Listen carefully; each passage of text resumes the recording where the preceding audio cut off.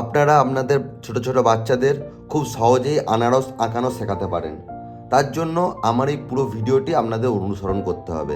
তাহলেই দেখবেন আপনারা খুব সহজ পদ্ধতিতে আপনাদের ছোট ছোট বাচ্চাদের খুব সহজভাবে আনারস আঁকানো শেখাতে পারবেন।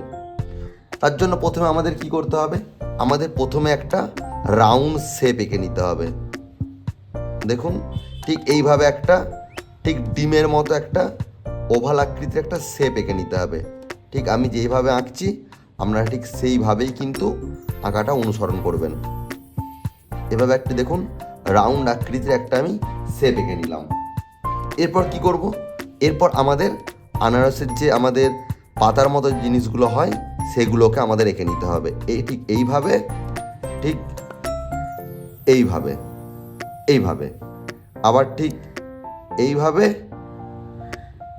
আবার ঠিক এইভাবে, বড় হতে হতে আস্তে আস্তে ছোট হবে। দেখুন ঠিক এইভাবে, ঠিক এইভাবে, ঠিক এইভাবে, ঠিক এইভাবে, এইভাবে আপনারা ছোটো ছোটো করে পাতাগুলো আপনারা এঁকে নিলেন। এরপর আনারসের পেছনের দিকে যে জিনিসটা থাকে ঠিক এরকম একটা জিনিস থাকে একটু উঁচু করে, এইভাবে আমরা সেটাও এঁকে নিলাম। দেন এখানে চাইলে আমরা ছোটো করে একটি পাতার মতো এঁকে দিলাম আনারসের পেছন দিকটা।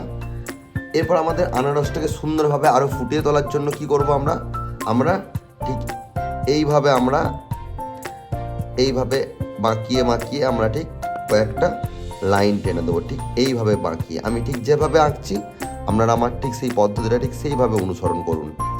এইভাবে, ঠিক এইভাবে, ঠিক এইভাবে কয়েকটা বাঁকিয়ে আমি লাইন টেনে নিলাম। এইভাবে, এইভাবে, ঠিক এইভাবে।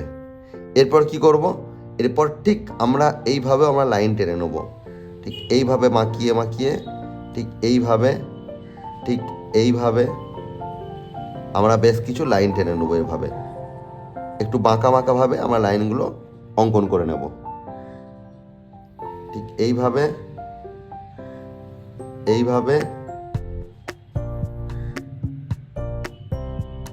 এইভাবে আমরা কিছু বাঁকা লাইন অঙ্কন করে দিলাম। এরপর লাইনগুলোতে শুধু জাস্ট আমরা যেভাবে ভি লিখি ঠিক আমরা সেভাবে ভি লিখব। যেভাবে আমরা ভি অঙ্কন করি, ভি ইংরেজিতে যেমন ভি লিখি আমরা ঠিক সেইভাবে ভি লিখে দেবো। যতগুলো ফাঁকা ফাঁকা বক্স আছে সবগুলোতে আমরা এইভাবে ভি লিখে দেবো।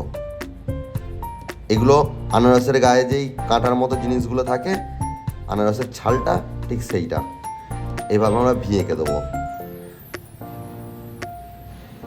এভাবে আমরা একটু ভি এঁকে দেবো।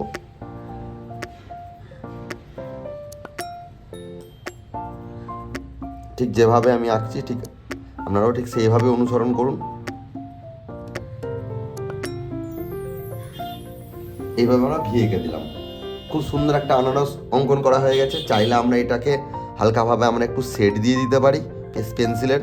ঠিক আমরা চাইলে আমরা এইভাবে একটু শেড অঙ্কন করে দেবো। এভাবে একটু শেড দিয়ে দেবো যাতে জিনিসটা আরও দেখতে ভালো লাগে। পেন্সিলে একটু শেড দিয়ে দিলাম এইভাবে, এভাবে একটু পেন্সিলের শেড দিয়ে দিলাম। আমরা চাইলে ঠিক এইভাবে এখানে পেন্সিলের শেড দিয়ে দিতে পারি আমরা। ঠিক এইভাবে পেন্সিলের শেড দিয়ে দিলাম। ঠিক এইভাবে পেন্সিলের শেড হয়ে গেল আমাদের।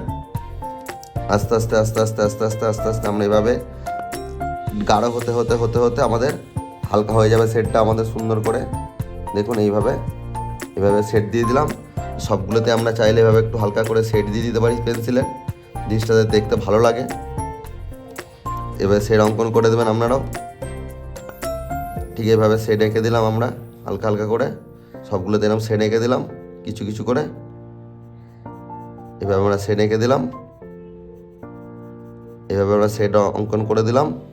এরপর কি করবো, আমরা ঠিক এই জায়গাটাতেও চাইলে আমরা একটু শেড করে দিতে পারি আমরা পেন্সিলের। আমরা এখানটাও শেড অঙ্কন করে দিলাম, পাতাগুলো একটু হালকা করে শেড করে দিলাম। আমাদের এখন দেখুন সুন্দর একটি আনারস আঁকা হয়ে গেল। এরপর আপনারা যদি এই আনারসটা যদি একটু রং দেন তাহলে আনারসটা আরও সুন্দরভাবে ফুটে উঠবে। তো আমার এই আনারস আঁকার সহজ পদ্ধতিটি যদি আপনাদের ভালো লেগে থাকে লাইক করুন, নিজে শিখুন এবং অন্যদের শেখার সাহায্য করুন।